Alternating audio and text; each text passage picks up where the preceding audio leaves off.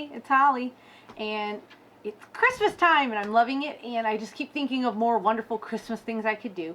So I thought of doing some pot holders, because, you know, Christmas dinner coming, you're going to need lots of, like, I use them as hot pads on the table, not really pot holders, because crochet to me has too many holes, but I love having the table all decorated with festive little warmer things to set your pots and pans on. So I came up with a Christmas bulb pot holder. Let's give it a shot.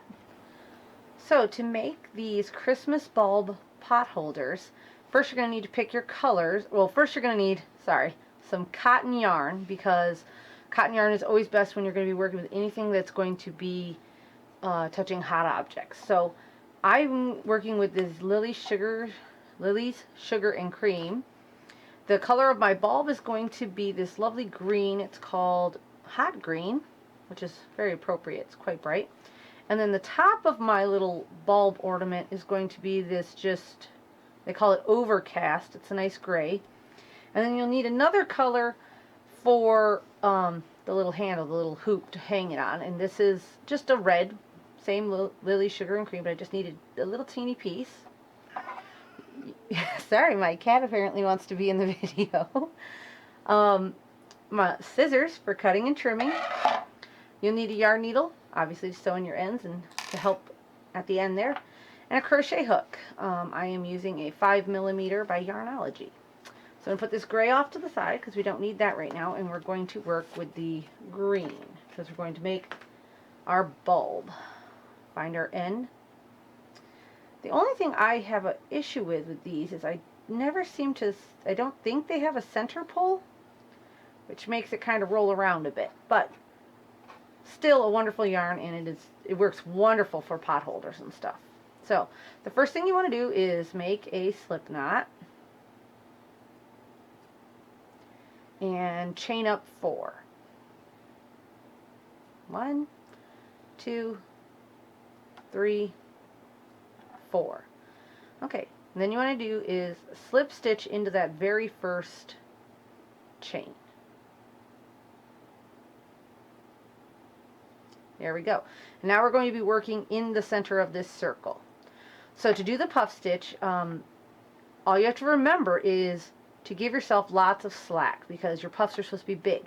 And your puff stitch can depend on how many times you want to yarn over, go through, pull through sort of thing. I know on the puff stitch hat we made, we did 4 times. I've seen some patterns that call for it 7 times. This pattern we're only going to do it 3 times because we just don't want it to be that poofy. It doesn't need to be. So with your hoop on your hook, yarn over, go into the circle, pull through, make sure to pull it up so that everything's kind of even. That's 1. Go through again. Be 2, and 1 more time, 3. And you should have 1, 2, 3, 4, 5, 6, 7 hoops on your hook. Just yarn over and pull through all 7 and chain 1. That is your first puff stitch.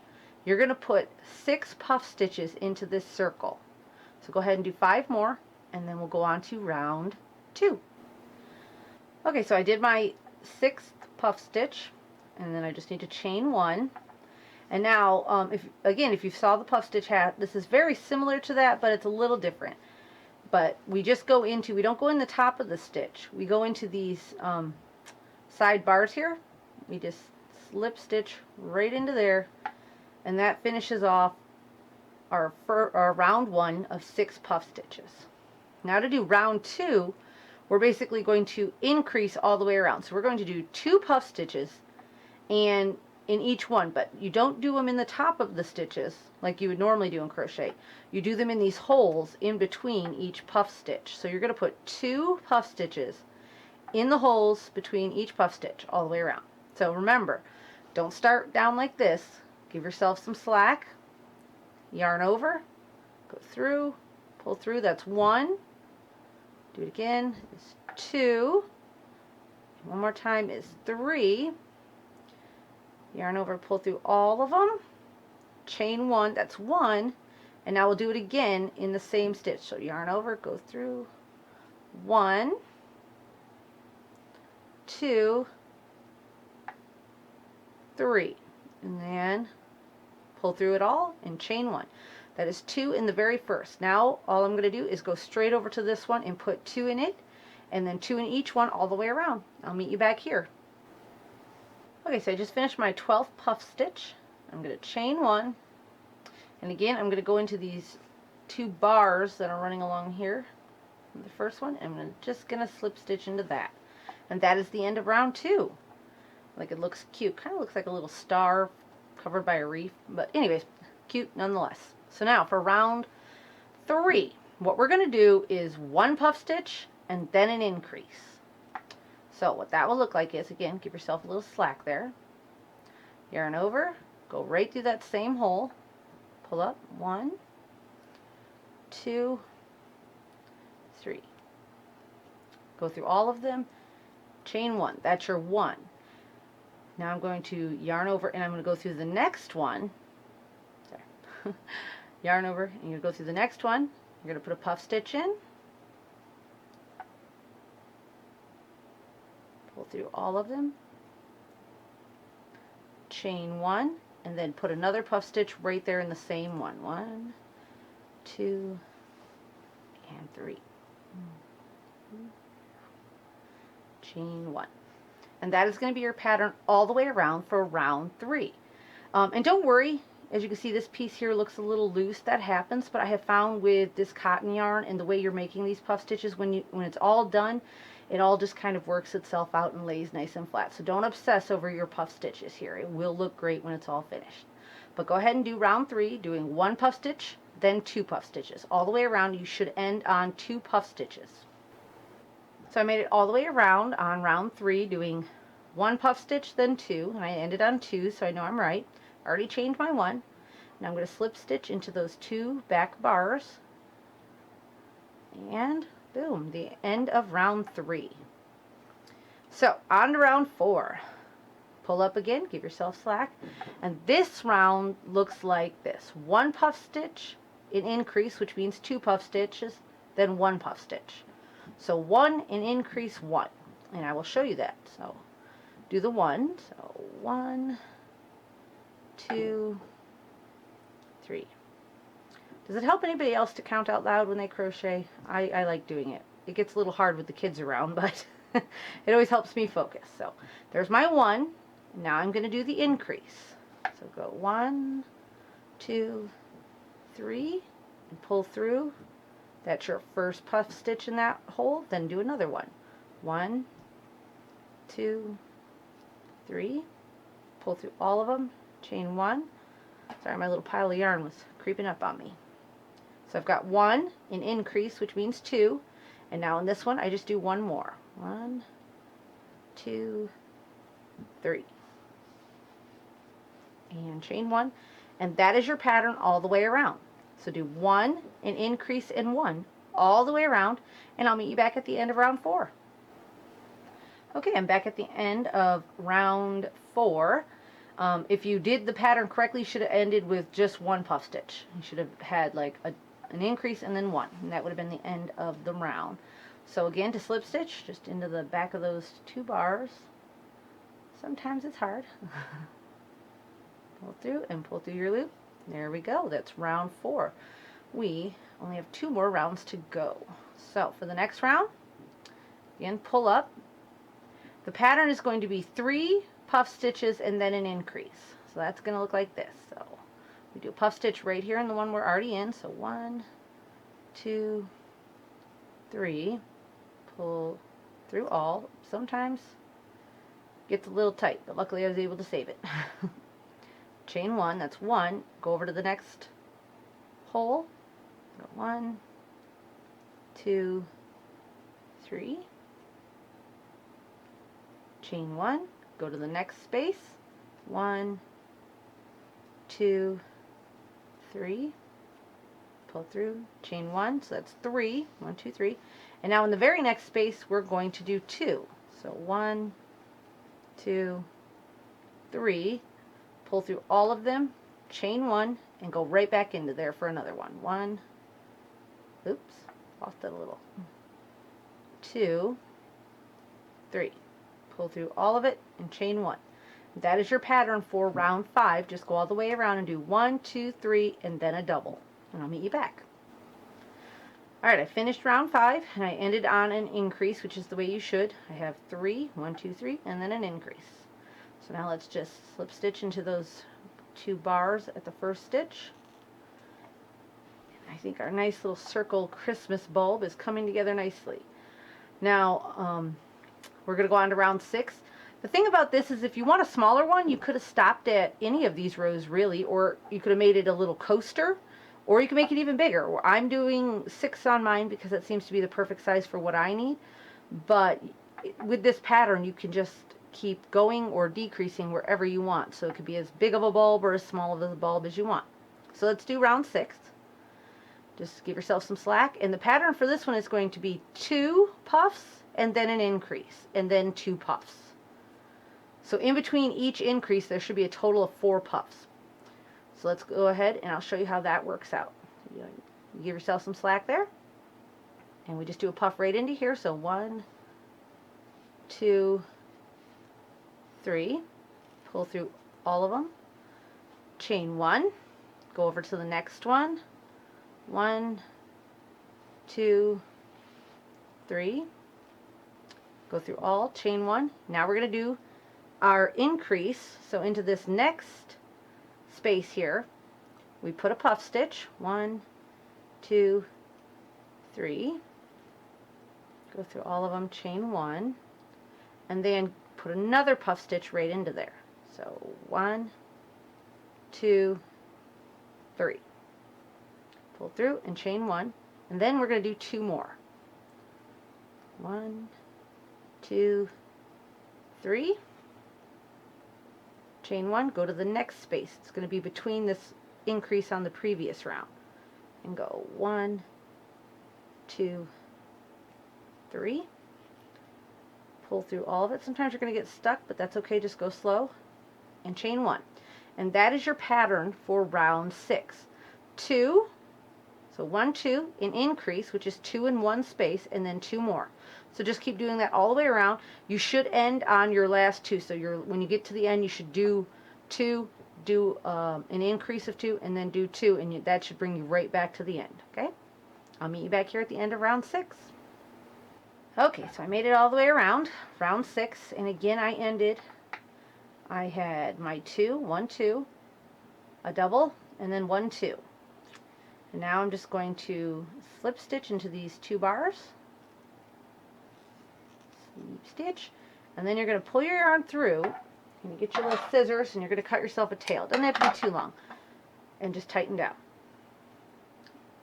Get rid of my green yarn here. I hook down for a second so we can take a look at this. This is going to be your bulb. You can go ahead and work this string in, but you can also hide it when we put the little gray, I guess, bulb topper on. So for right now, I'm going to leave it alone. I might work it in, I might not, but right now, that's what your bulb portion is going to look like. So I'm going to put this over here, and we're going to get our gray, or overcast, that's what they call it. And we're going to make our little, I don't know what you call that, the top of the bulb. I just call it the topper part. We're going to make a slip knot, like always. And we're going to chain 19. So chain 19. 1, 2, 3, 4, 5, 6, 7, 8, 9, 10, 11, 12, 13, 14, 15, 16, 17, 18, 19. Okay, got our 19, and we're going to slip stitch back into that first one. Make sure your little thing didn't get twisted. Slip stitch in there. Okay, and what we're going to do is we're going to do 4 rounds of single crochet, and you're just going to work them in rounds. So to do that, you're going to go right back into the one you just came out of. You're going to pull your yarn through and you're going to go through. So that's one single crochet. Then you move to the next one, go through, pull the yarn through, and then pull through both. Do that all the way around. You can put in a little stitch marker to save your spot and know that that was your first stitch, or you can just count your stitches. I tend to just count mine, but either way you want to do 4 rounds of single crochet, 19 stitches around. So meet me back when you have those 4 rounds done. Okay, so I just went around 4 times doing 19. Now we're going to do the final row of picots. So to do this, we're going to go a single crochet in one, and we're going to single crochet in the next one, and then we're going to chain 3, 1, 2, 3, and single crochet right back into that same stitch. Okay, looks a little funny now, but once you get going it's going to look good. So to do that again, you go single crochet in the next one, single crochet in the next one, chain 3, 1, 2, 3, and then single crochet back in there.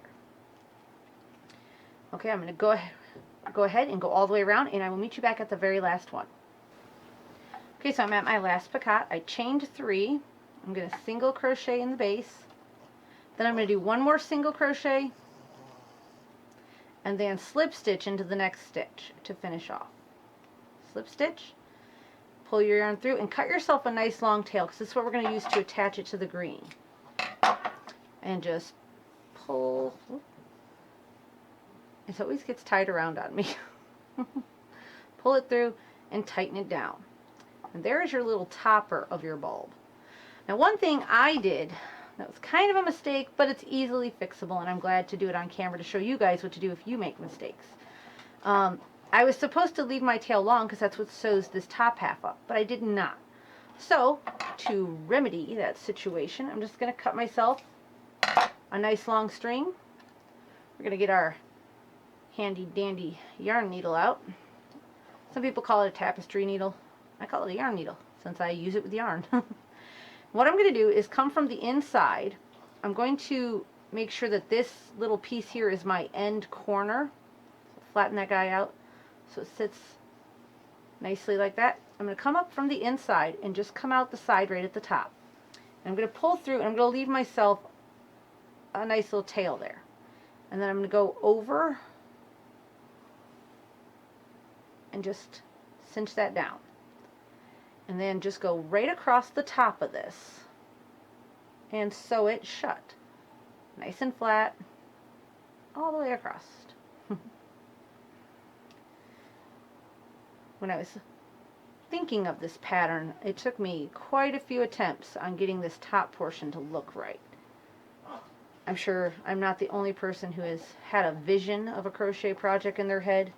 And when they get it all done, they look at it and are like, nope. So needless to say, this was not my very first attempt at how to make this little silver topper. I was like, that couldn't possibly be that hard. And here we go, last stitch. We're going to go around, but what we're going to do, hold that up, and we're going to go around our hoop once and around it twice. Tighten down really well. That gives you a little knot there. And then we're going to open this up. We're going to put our yarn just through. Now, you can take the time to sew in these 2 ends. They're going to hide on the inside, so I am not going to worry about it.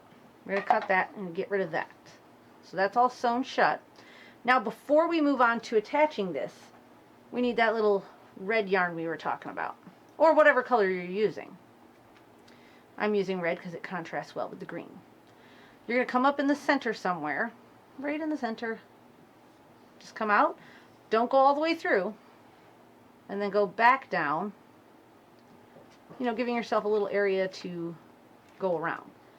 Then what you do, what I do, is I decide, let me straighten that out, decide how big of a hoop I want, and I just put a little knot in it.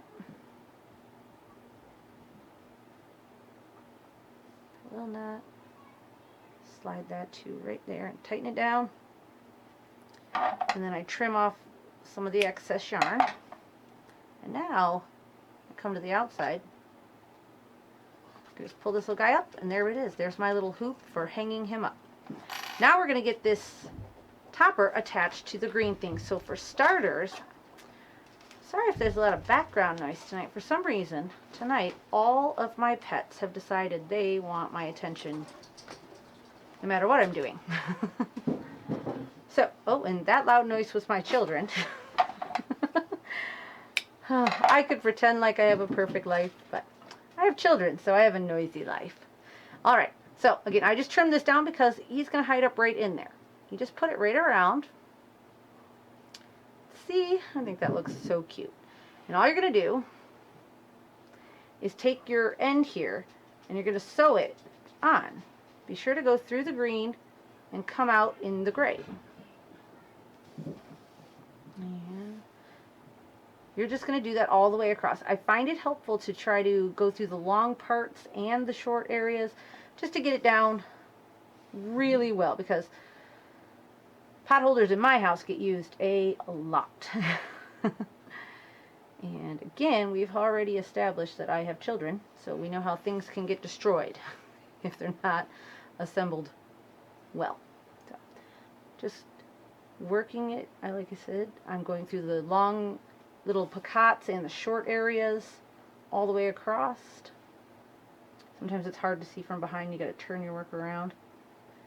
And see, I'm going to pull this stitch down here, tighten it down, but my little green thread's sticking out, so I'm going to tuck him up in there before I get this last part of it attached. And come back out in the back.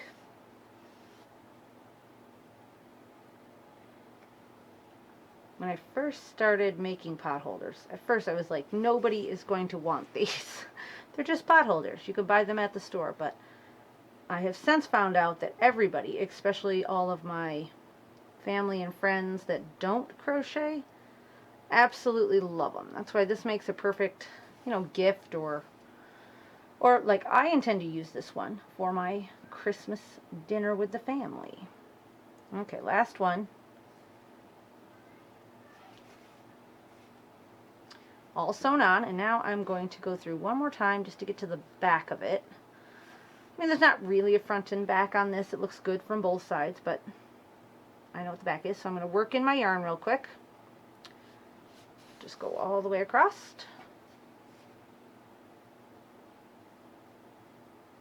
One more time, it's nice and tight, so I know it's going to be in there good. There we go. Trim off our ends. There we go. One Christmas bulb pot holder, or hot pad is what I use them for. I absolutely love how this turned out. I think it's super cute. I'm loving the green, but I also made it in a fun yellow, and probably my favorite, a really good Christmassy red.